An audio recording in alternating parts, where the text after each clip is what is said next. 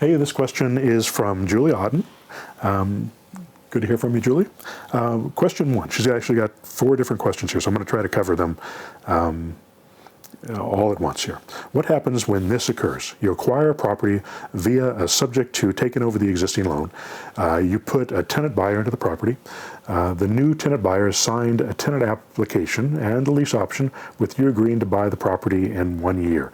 But the bank decides they don't want you to be paying the payments, instead just the original owner. Do you have to kick out the tenant buyer, give back the lease option fee, and could this lead to a possible legal problems with both the tenant and the buyer and the seller? Well, first of all, I've never seen that happen.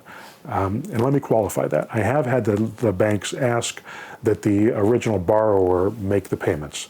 That's happened a few times. I once had a bank say that they wanted me as the lease option owner, the deed holder of that property, who was renting it out to a new tenant. They wanted me to qualify for the loan. Bank of America did this to me.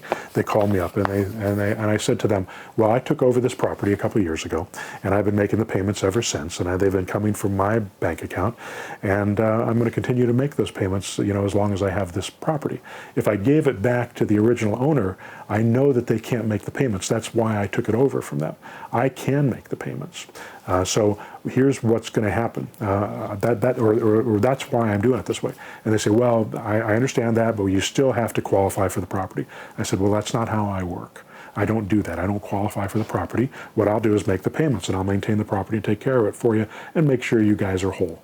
And they said, no, you can't do that. If you don't do this, we're going to file a notice of default. I said, I understand that, but let me just tell you, as soon as I get the notice of default on this property, that's the day I quit making the payments. So I want you to understand that before you file that. And they said, I understand that, we still have to do it. They got off the phone. They called me back 15 minutes later. Says, I just talked to my supervisor, and he said, please continue to make your payments. We're not going to file a notice of default. I said, that's great. I'll continue to do that. And I still own that property. So that's the closest I ever got to anybody trying to exercise their due on sale clause, which I think is what you're talking about here.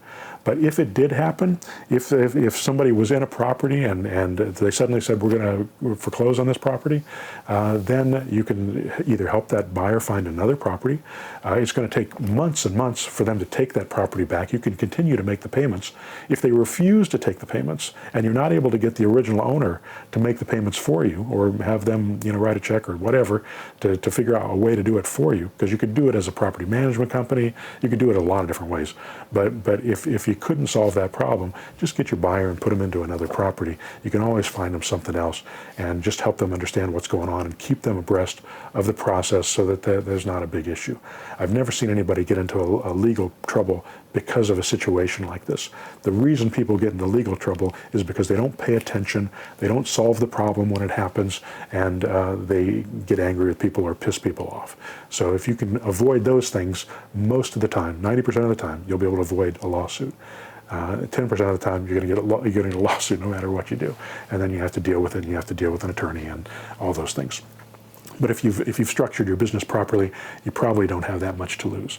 I have a lot of assets, but it's going to be very difficult to take those from me because of the way I structured my business. And that's something that I teach my mentor students, how to build and structure a business. And I've talked about it on this blog as well, on how to structure LLCs versus S corporations, how to protect yourself, and how to make sure you pay as few taxes as possible.